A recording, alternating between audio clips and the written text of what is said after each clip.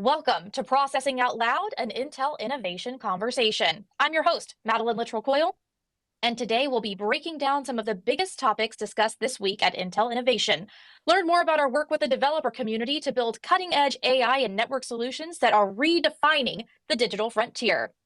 Joining me today is Melissa Ever, Vice President, Software and Advanced Technology Group, and General Manager, Strategy to Execution, along with Lisa Spelman, Corporate Vice President in the Data Center and AI Group, and General Manager, Xeon Products and Solutions at Intel.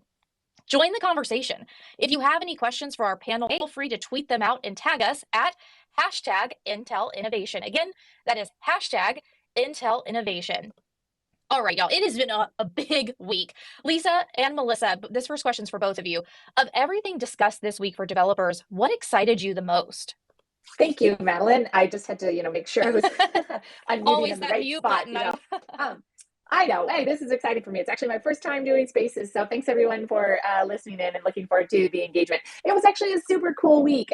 There was a lot that happened and it was busy. It was exciting. It's always good to be getting back together with people. But for me, there was a couple of real highlights. And one was this general availability of the Intel Developer Cloud. So some of you might remember it was a year ago, put it into beta. But now we have it in general availability. And it's just such a cool concept about how all of our customers, all the developers we work with have the opportunity to test out our new stuff, sometimes even before it's released. And so seeing the progress that team has made internally, having watched them go along the journey and then having all these capabilities available to our customers and developers, it was a proud moment on behalf of the company. The other cool stuff we had talked about that I loved, well, of course, Xeon's near and dear to my heart, but having this massive AI supercomputer that we're building that's just filled with Xeon with 4,000 Intel Gaudi 2s, and we're getting these AI hardware accelerators. The Xeon is, foundational CPU for AI, just out, and so many workloads being tested on it, and just showing some massive performance improvements. So we're pretty, excited about that.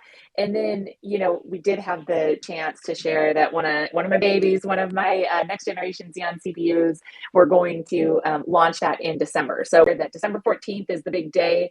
And actually, it's not just Xeon, but we're doing this as kind of across the company. Our cool products will be coming out, and there'll be a ton of focus on AI. So I'm pretty excited about that whole list. We had some big disclosures. It's a lot for people to pay attention to. So it was a good week. Absolutely. And you could really feel the excitement in the room during every one of those announcements. I think especially with Developer Cloud, everybody was shifting in seats, physical movement going on. So you weren't alone. I think everyone's really excited and looking forward to December 14th. So save the date. Melissa, what about you? I will totally echo Lisa's comment with regard to the Developer Cloud general availability. Those are teams that I have the privilege of working with closely, and they have been putting the pedal to the metal. We've done hackathons, a lot of QA with a lot of our partners, and to amplify Lisa's point around it's there for developers to be able to use to validate their software on the next generation of hardware, to be able to drive those optimizations, to be able to experiment in terms of which for your applications, the things you care about, which hardware options work best for you. So I thought that was really exciting. We also made announcements with regard to oneAPI and some of the work that we've been doing with SYCL. And I'll talk a little bit more about that later, but as an open source enthusiast, that delighted my heart. And finally, there was a big push within Greg's keynote around security and AI and security. And as part of that, we launched the Intel Trust Authority, a brand of security services that we intend to grow over time. And that included the release of our attestation service into general availability. And trust is key to all of these new advances we're seeing throughout the data, and Intel Trust Authority intends to address the key needs across AI as well as security, whether it be at rest or when it is in movement. So I'm really excited about that. And just to echo one more thing that Lisa pointed to with regard to more announcements on December 14th, the Core Ultra announcement coming out then too, with regard to our client platforms. I love the concept of providing the AI platform horizontal opportunities for developers to innovate and drive those next killer apps in collaboration with Microsoft and other partners. And so I just love the opportunity for our developers to really seize on the new abilities and drive what's next. It was also cool because the developers who come in the room in real life to innovation, they also get access to these luminary speakers who you don't get to hear on our online audience. And Melissa, you got to be on stage with Kelsey Hightower, and that was a real conversation to listen to too. I think a lot of developers were really excited to hear his perspective. Yeah, I know we had a lot of fun, and I look forward to being able to release that recording here pretty soon externally, because he is someone who is a key member of the cloud native community and an open source enthusiast, and so his perspectives on his journey, his retirement, his advice to the developer community was spot on and totally hit the mark with our developers that were in attendance, and we look forward to sharing that externally as well. And your shoe game was very strong, by the way, both of you. I just have to say it. Yeah, of course. Okay, Lisa, over to you. How will 5th gen Xeon compare and compete with other CPUs in the market? Well, it's going to be great, but I do have to say, shoe game is very important at these conferences. It is. Like you have got to think hard before you commit to walking those miles, and you got to look good doing it. So it's a definite thought process before you head in and get all that packing done. So 5th gen, like I said, we're excited, and a lot of it is about AI capabilities that we continue to add, and we're excited to keep delivering the best CPU in the market for AI workloads. And I think people are going to be pretty surprised on the 14th when we roll out some of this performance and start showing generative AI, large language models being processed on the client. You talked about that all the way through to the data center on Xeons, and they'll be impressed with what you can do. The other really good progress between 4th and 5th gen in that same platform is continuing to improve the power efficiency. So, we talk about in benchmarks, a lot of times what you see is power efficiency shown at peak utilization, but we've actually put a ton of effort under the hood and behind the scenes at driving power utilization improvement at the utilization levels that customers actually see in their data center. So not everything is used at 100% all the time. And so the power consumption at 40% utilization and 60% utilization can be just as important or even more important. So you'll see some pretty cool stuff in that space on 5th gen. And there's just a lot of, tuning and changes we've made to continue to improve the energy efficiency, of our products. So we're looking forward to, sharing that data and showing that on some of these high performance computing like AI type workloads as well, that customers are going to see in one generation 50% more performance. And like I said, you see that all in the same power envelope. So it just gives our customers a lot of room to play with and a lot of ability to offer new services. So we're excited about that. We'll share more across a lot more workloads as we get into launch. Give it all away today, but I think the news is going to be good. That's lots to be excited about there. Melissa, over to you. The oneAPI initiative and ecosystem was a big topic at Intel Innovation, and one you mentioned was in your list of things you're most excited about. What should developers know about new developments here? Absolutely. So, Intel at our core, at who we are, we believe in creating neutral horizontal platforms to enable developers to innovate and create the future. And that has not always been possible in some of the accelerator ecosystems. They are governed by proprietary stacks that do not enable the freedom, choice, trust, and openness that we hold dear in terms of our developer value. So years ago, we set off to drive standards across heterogeneous compute to enable the developer ecosystem to be unleashed, to free your code out of the proprietary stacks that you incumbent in today for various workloads. And that has come to a point of fruition and realization in the announcements that we saw at Intel Innovation. Specifically, last year, we said we were going to create neutral governance around the oneAPI initiative and SYCL. And we had a whole bunch of industry partners join us in that conversation over the last year with regard to how it should be governed, where it should be governed, and the foundation structures, et cetera. And so what you saw announced at the Open Source Summit EU in Bilbao was the creation of the Unified Acceleration Foundation, which is going to, with a whole bunch of industry leaders, bring to bear the initiatives that we began years and years ago with SYCL and oneAPI and other players to bring that to the market and enable you guys as the developer community, as the ecosystem, to carry it forward and unleash the innovation possibilities that are at our fingertips, at our disposal as we look across GPU and FPGA to really ensure that developers have choice, to ensure that they not only can make their workload run the best on their particular architecture of choice, but their particular ASIC of choice, et cetera.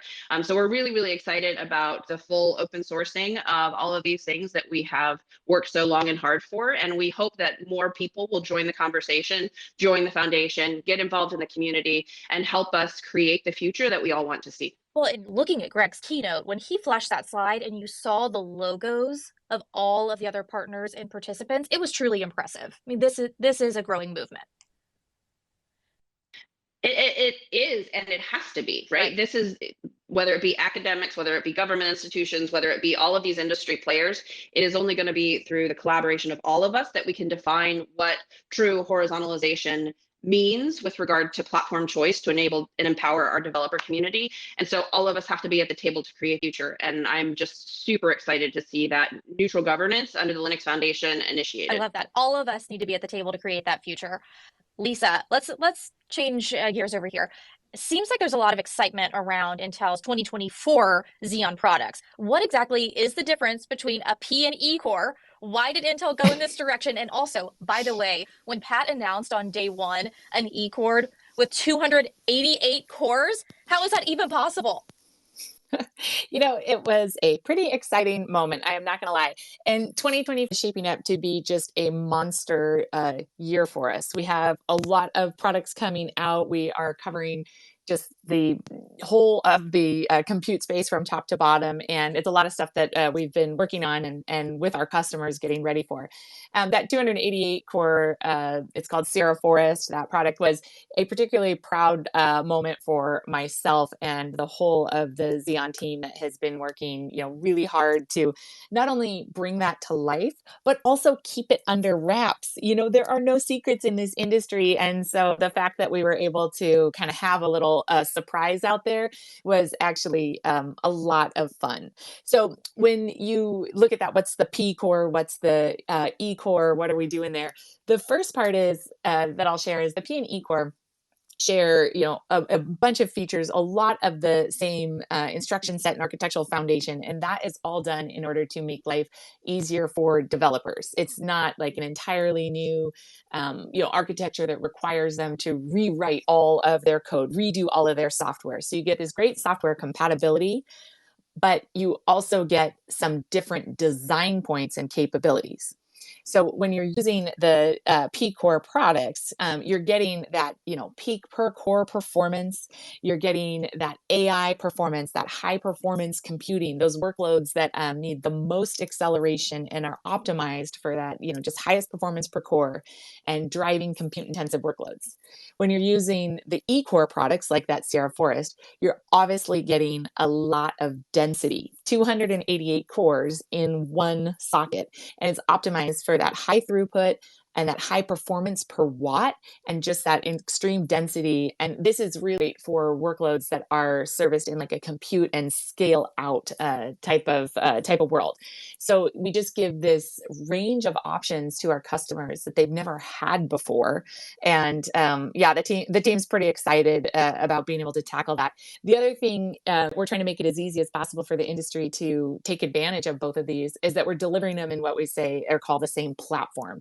So they share, again, a bunch of the same, features like their memory or their IO, their PCIe generation, all of that. So what developers and customers can focus on is just taking advantage of those characteristics and picking the right workload for the infrastructure, not doing overhead on having to make software changes. So it was a lot of thought that went into how we're going to offer the P and E core, cover more of the market, but still make it, easy to take advantage of, and just honestly take advantage of this massive ecosystem that folks like Melissa and her team and all her peers have been helping us build over the last, 20 plus years on Xeon. We're excited. All the products in 2024, they're, on schedule, on track. We're focused on quality, focused on performance. Yeah, all those things. And we think we've got just a ton to offer. So yeah, it's going to be a great year. Going to be a great year. I love to hear it. By the way, everyone listening, join the conversation. Please feel free to send in your questions using the hashtag Intel Innovation. We're going to get through as many as we can. Melissa, back over to you. By bringing AI everywhere, which is kind of a tagline of the event, right? How is Intel empowering developers, particularly with AI solutions in the cloud? Absolutely. So we're bringing a holistic set of capabilities to the developer, beginning with the tools and the kernel work that we've always done. Whether we look at the work that we've done in the Linux kernel to expose the accelerators that are embedded within our products or the optimizations that we do. Just as an aside, the number of contributions that Intel has contributed to the open source ecosystem under neutral governance exceeds 800 million lines of code. This is who we are. This is what we do. And so belief in that open architecture and open development extends all the way up to the top of the stack. We're maintainers within Python. We're the third largest contributor to that project. As an example, we are enabling all of the frameworks to run by default excellent on our architectures. So the developer doesn't need to do a lot of work. That is, it is the developer's expectation that it's going to run awesome across architectures. And that is what we endeavor to ensure for all of our generations of products. And in addition, if you think about moving down the stack, we did talk about the Unified Acceleration Foundation announcement. That's a key part to unlocking, our developer values with regard to open, choice, and trust.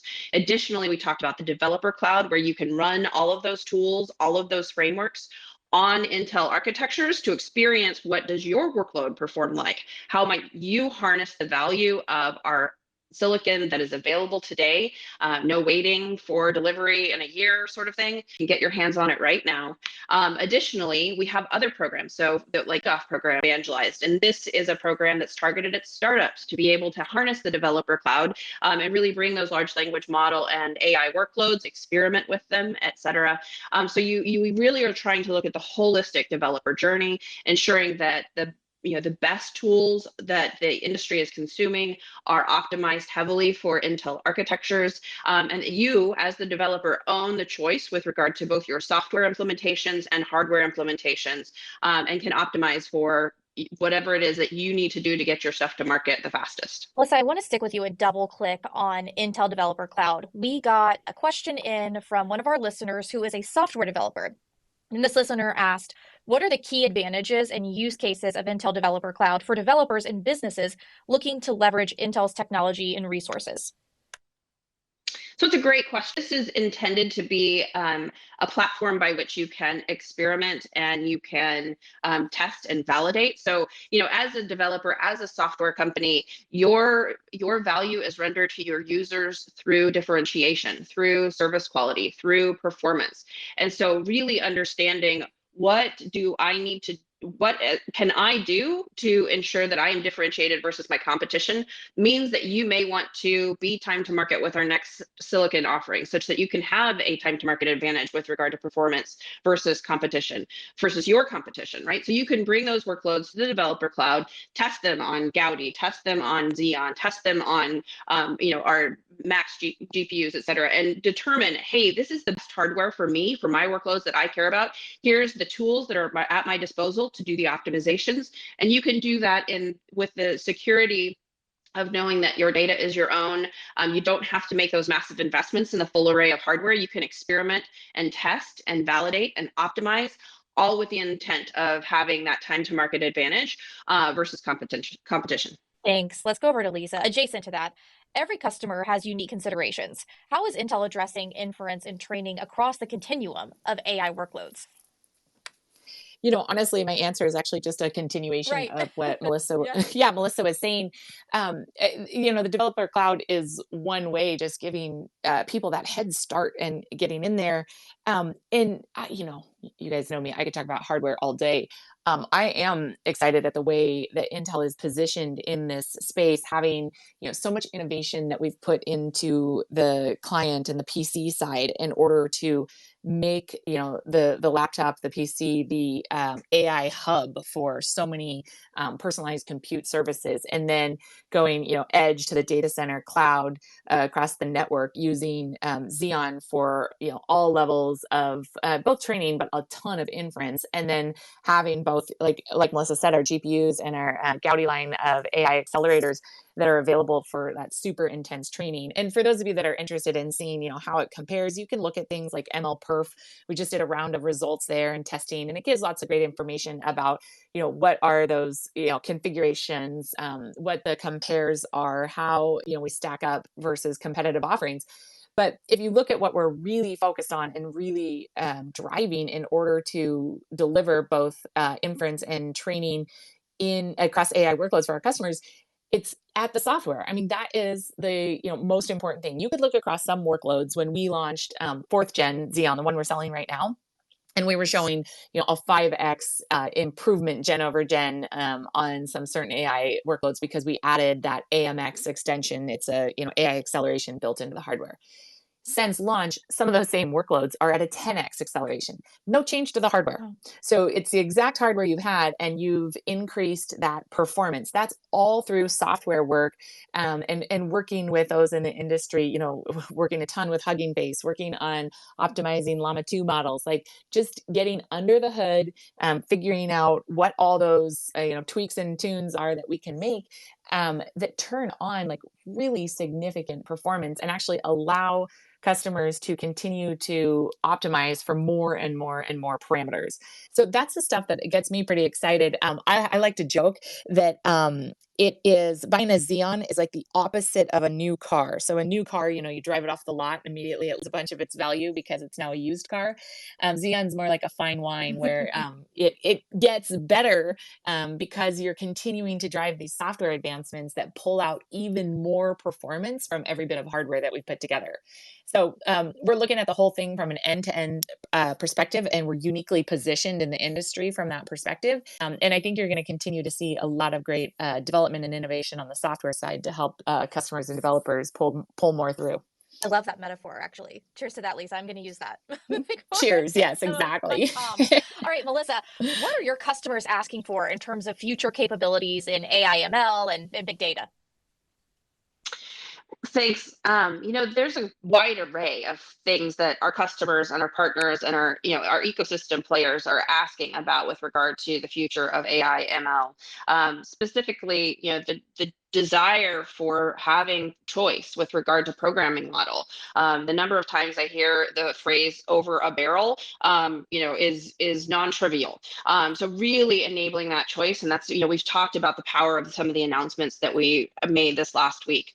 They also want the ability to provide solutions that don't require rewrite, whether you want to run those workloads at the edge or the cloud or the data center or the client.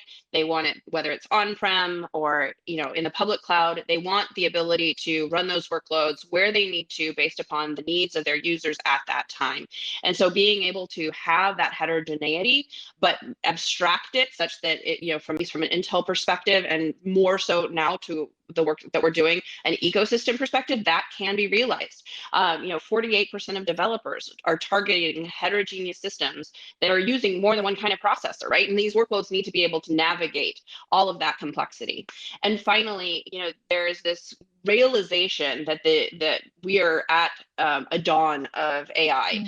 This is not like the crowning achievements with regard to LLM. This is the birth of what will be the next phase of ecosystem innovation. And in that context, we are sitting in an area where there's continued proprietary development, right? And that is really bad for the ecosystem in a number of regards, because you have to have substantial assets in terms of training in order for these large language models and frontier models to be able to be accessed and move forward. And so one of the things that we hear super loud and clear from the broader open ecosystem is a need for governments, for educational academic institutions, for national labs, for industry, all to unite around the ways in which we want to collaborate to build the future of LLMs and frontier models for the good of the world, not the good of a few. And I think that puts a huge onus on policy, that puts a huge onus on responsibility and ethics. There's license changes that may need to be applied in order to meet all of these obligations. And we as a broad community, be it governmental, be it academic, be it industry, all need to come together and be able to really strongly lean in because, people use the analogy of the automotive sector, right? It took us 50 years to figure out transportation laws and and street lights and all that kind of stuff. We don't have 50 years. We need to move quickly, and we need to move together to work towards what is possible to enable the next frontier.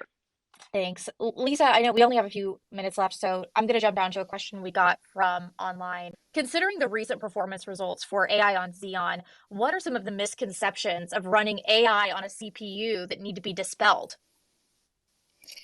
Well, actually, I'll say that's even in and of itself one of the misconceptions. There's still people that get surprised, like, oh my gosh, we didn't know you were even doing AI on CPUs. And so actually, our customers have been doing that for years now because of the great performance and total cost of ownership in a relative sense. So we have some super impressive AI accelerators in the market. There are GPUs that are available in the market, and those are popular for really large language models and really large data sets. But a lot of the world's use cases of AI, and even the ones that need to be trained, but the inference across all of them, they can be so competently handled with the acceleration and the platform capabilities that are on Xeon.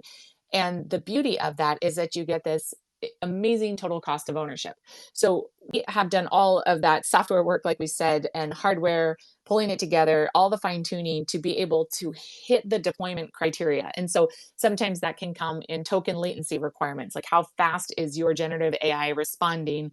Is it a comfortable reading pace? Can customers get their answer as fast as they like it? What feels like a acceptable wait time? So you hit that performance barrier and can deliver that within your general purpose infrastructure that you already have. I talked earlier about power across different utilization metrics. Well, if you have a data center filled with Xeons that are being used at 45% or 40%, that means you have a tremendous amount of capacity that's available to also run your AI workloads. And so when we see customers and have this conversation and have the chance to go through how much progress we've actually made on the software side, on the frameworks, on the tuning, and the type of performance you can get on a Xeon, people are actually quite surprised at times and realize they're sitting on a hidden gold mine, a real asset that can not only accelerate their workloads, but help them move into the value and the goodness that AI can deliver for their business much quicker than they thought. They're not actually needing to wait to install specialized infrastructure. So I would say one of the big misconceptions is just that misunderstanding that you can't achieve the right service level agreements for AI workloads on a Xeon, and you got to check out the work that we've done, and we're trying to be much louder and prouder and really push that out to customers so they can see it. Well, it is about to, that was actually the most perfect timing I've ever heard in a Twitter, now X, live, because we're right at 11:30. But I am going to keep us over just 2 minutes, if that's okay with you, because it's time to wrap. But I want to give you the opportunity, in 30 seconds or less. Do you have any last final words you want to share with this developer audience, whether that's a call to action or an encouragement? Lisa, we'll start with you, and then with Melissa. Sounds good. I just want to say thanks, everyone. We appreciate you joining. We appreciate the engagement over this week. It's our favorite audience to spend time with and have the chance to talk with. And we always learn so much from the feedback that we get. So keep it coming because everything that we're doing for you. And we're really excited to be tackling these next frontier of achievement together. So looking forward to the continued conversation. Melissa, final thoughts? Yeah, no. So also echo the thanks, right? We as a player in the global market who is ubiquitous across what it means to be compute, our value is only realized through you, the developer. Without software, the silicon we make would do very little. And so it is your innovation, it is your feedback, it is your pull, it is your demands that we live to serve and embrace. So to Lisa's point, just to echo, thank you for all that you do. Thank you for your open source ecosystem contributions, all the projects that we participate in together, but also pull on us, make demands. If it's not meeting your expectations with regard to our tools or the user experience, let us know. We are dedicated to making the next generation of our products serve you even better. And it is only going to be through that dialogue that that is achieved. Well, and I'd like to thank you two ladies for joining me in this conversation. You know what? It's very rare that I get to do one of these spaces with a full female powerhouse team. So big thank you to Melissa Evers and Lisa Spelman for joining us today. Don't forget to listen to our podcast to learn more about the ways innovation and our technology could converge. For Intel, I'm Madeline Littrell Coyle. Thank you all for listening. Thanks, Thanks, Madeline. friends. Thanks, everybody. Yep. Bye-bye.